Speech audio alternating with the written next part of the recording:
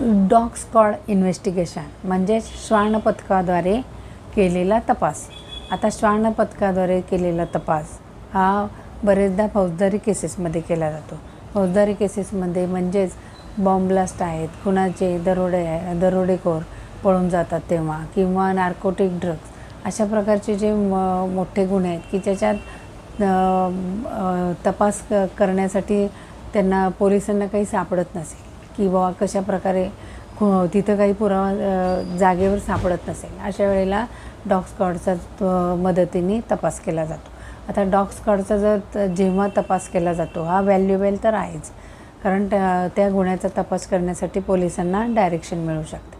परंतु हा श्वान पथकाद्वारे केलेला तपास व्हॅल्युएबल जरी असला तरी तो मुख्य पुरावा म्हणून वापरता येत नाही, कारण त्या कुत्र्याला हँडल करण्यासाठी त्याचा तो हँडलर असतो किंवा त्यांनी दिलेलं जसं कोचिंग असतं त्याप्रमाणे तो तपास करत असतो.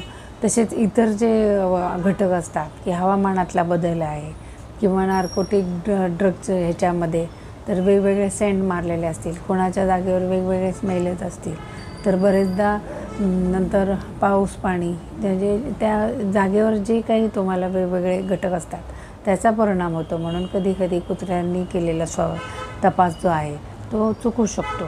म्हणून त्यांनी केलेला जो तपास आहे तो त्यातल्या एक्सपर्ट्सनी म्हणजे त्या त्यांच्याबरोबर जे एक्सपर्ट राहतात त्यांच्या सल्ल्याने डॉग स्क्वॉडने केलेल्या तपासाचा अर्थ घ्यावा लागतो.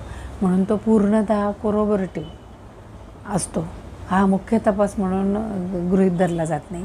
त्याचा अर्थ हा त्यातल्या एक्सपर्टच्या सल्ल्याने घेतला जातो. म्हणून डॉग स्क्वॉडने केलेला तपास हा फक्त कोरोबोरेटिव्ह आहे. जरी तो व्हॅल्युएबल असेल तर तो सपोर्टिव्ह म्हणजेच त्याला पूरक असा तो तपास घेतला जातो. मेन एव्हिडन्स म्हणून त्याला कधीच वापरलं जात नाही.